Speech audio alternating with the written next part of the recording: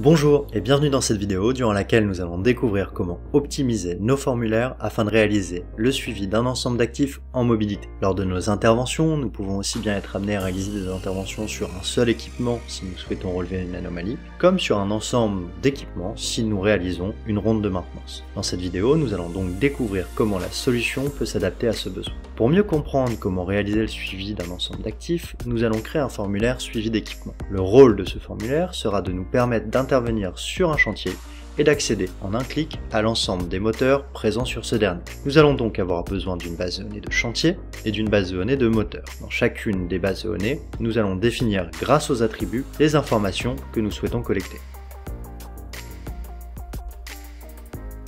Grâce à la notion de parent, nous allons pouvoir définir l'arborescence de nos ressources afin d'associer les moteurs aux chantiers sur lesquels ils se trouvent.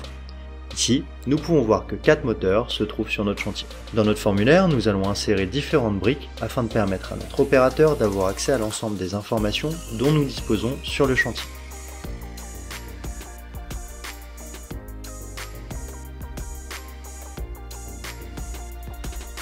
En fonction du chantier qui sera sélectionné par l'opérateur au démarrage de son intervention, les informations viendront se charger automatiquement, ce qui représente un vrai gain de temps et ce qui fiabilise notre saisie.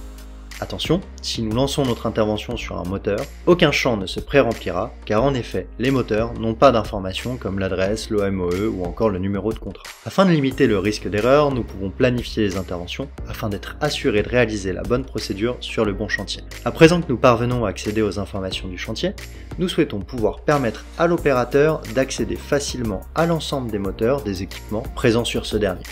Pour cela, nous allons utiliser une brique sélection automatique qui nous permettra de faire appel à l'ensemble des moteurs. Pour accéder à l'ensemble de nos moteurs, il nous suffit de cocher la case base de données et sélectionner moteur pour que le résultat affiche automatiquement l'ensemble des moteurs contenus dans la base. Afin de pouvoir accéder uniquement aux moteurs présents sur le chantier, nous allons pouvoir affiner notre recherche en utilisant d'autres filtres. Par exemple, nous allons pouvoir cocher parent et renseigner nom de la ressource grâce au tag. En effet, souvenez-vous, grâce à notre arborescence, nous savons que nos moteurs se situent sous le chantier que nous sélectionnons au démarrage de notre intervention. Notre sélection fonctionne correctement. Si nous souhaitons rendre notre formulaire encore plus interactif et donner plus d'autonomie à notre opérateur, cela est possible.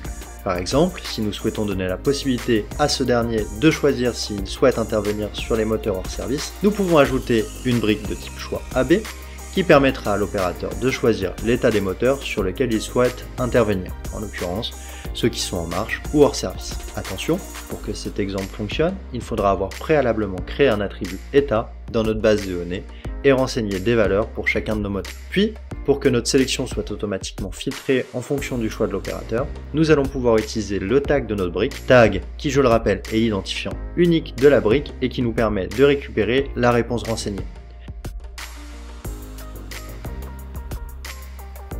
À présent, nous pouvons voir que le résultat qui s'affiche correspond au choix que nous réalisons lors de notre intervention. Voilà, c'est la fin de cette vidéo sur le suivi d'actifs en mobilité et je vous dis à très bientôt pour une prochaine vidéo durant laquelle nous allons découvrir comment simplifier le relevé d'anomalies lors de nos interventions. À très bientôt.